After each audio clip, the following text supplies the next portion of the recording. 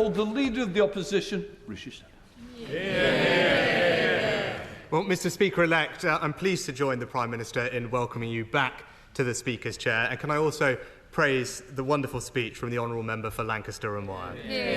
And can I start by congratulating the Prime Minister on his election victory? And as he takes on his formidable task, he and his family deserve the good wishes of all of us in this House.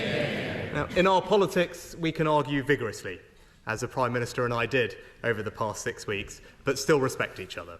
And whatever disputes we may have in this Parliament, I know that everyone in this House will not lose sight of the fact that we are all motivated by our desire to serve our constituents, our country, and advance the principles that we honourably believe in.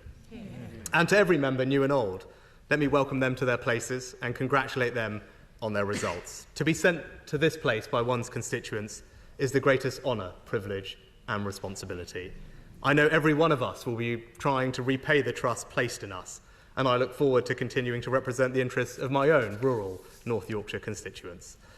One of the great aspects of our system is no matter how high you rise, you still have that constituency which keeps you grounded. And my advice to all members is to appreciate the role that you have every day that you have it.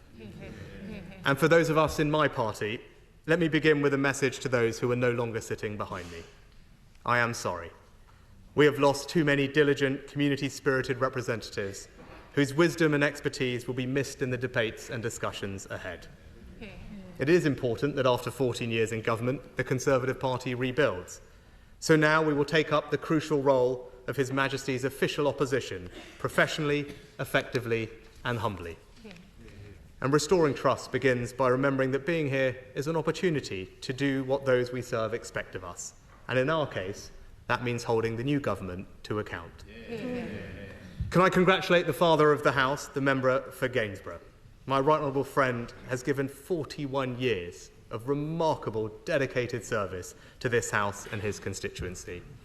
I know full well how ferociously my right honourable friend fights for the interests of his constituents, and I applaud him for that. My right honourable friend is also testament to the benefits of an early morning dip in the Serpentine.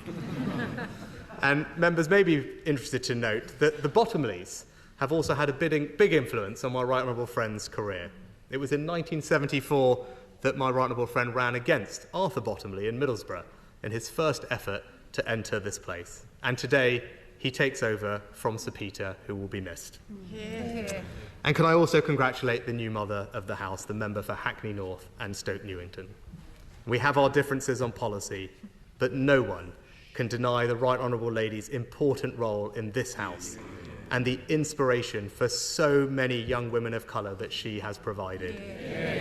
The Right Honourable Lady is true in every sense of the word, a trailblazer. And can I join with you, Mr. Speaker-elect, to thank House staff for their hard work in welcoming our new colleagues to this House and their service over the coming Parliament. And finally, may I congratulate you, Mr. Speaker-elect. When you first ascended to the Speaker's chair, you did so with a healthy majority, and that was testament to your wide appeal and the confidence in which this House places in you and your judgments. The last Conservative Prime Minister, the Right Honourable John Major, who spoke from these opposition benches, said about the role of the Speaker, "The job specification is pretty daunting. The patience of Job and the wisdom of Solomon are only the basic requirements. We demand also impartiality, independence and fairness." Well, Mr. Speaker-elect, you have shown over the past 4.5 years how to protect that careful balance. The last few years in this House have been at times difficult, and you, sir, have always brought this House together. That was clear when we lost our colleague, Sir David Amess. And I know your guidance and support for members then was greatly appreciated. It is a privilege to be in this House. Our democracy is powerful, and as we have witnessed, it can be definitive. But I know that this House will, true to its best traditions, hold the executive to account. And I know that Mr. Speaker-elect will facilitate that. So in conclusion, Mr. Speaker-elect, I have no doubt that we will face difficult days together in this place, but I also know that I speak for the whole House when I say that we will all welcome your leadership and guidance in the months and years ahead.